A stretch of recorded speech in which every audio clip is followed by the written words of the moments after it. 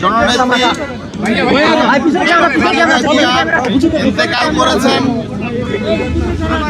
এবং এই বিএনপির সাবেক চেয়ারপারসন মরহুমা বেগম খালেদা জিয়ার ইন্তেকালে আজকে ইসলামী আন্দোলন বাংলাদেশের পক্ষ থেকে শোক প্রকাশ করার জন্যে, সমবেদনা সহমর্মিতা প্রকাশের জন্যে আজকে বিএনপির কার্যালয়ে এসে শোক বইয়ে স্বাক্ষর করেছেন ইসলামী আন্দোলন বাংলাদেশের মোহতারাম সিনিয়র নায়েবে আমির হযরত মাওলানা মুফতি সৈয়দ মোহাম্মদ ফয়জুল করিম শাইখে চরমনাই।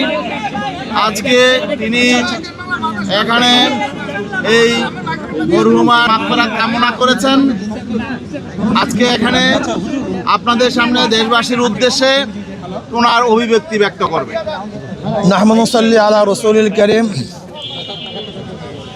আপনারা জানেন আমাদের বাংলাদেশের অভিভাবকের মধ্য থেকে একজন অভিভাবক আজকে দুনিয়া থেকে বিদায় হয়ে গেছে। আমরা সবাই বলি ইন্না লিল্লাহি ওয়া ইন্না ইলাইহি রাজিউন। আমরা তার রূহের মাগফিরাত কামনা করছি।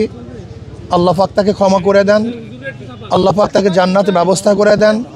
এবং আমরা আজকে আল্লাহর কাছে এই দোয়া করব তার শূন্যস্থান যেন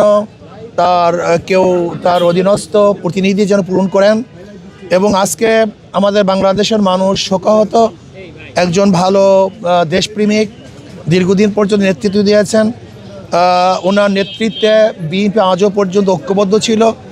আমরা আশা করি ইনশাআল্লাহ হয়তোবা আরেকজন দেশপ্রেমিক দ্বারা আল্লাহ পাক রব্বুল আলামিন তার বাকি কাজগুলিকে সম্পূর্ণ করার ব্যবস্থা করবেন। কাজে আমরা তার জন্য দোয়া করি, আল্লাহ যেন তার জিন্দিগির সমস্ত পাপ এবং ভুল ত্রুটিগুলি গুনাহ খাতা আল্লাহ পাক ক্ষমা করে দেন। আল্লাহ আমাদের সবাইকে মাফ করে দেন। আলাইহিল বালাগ।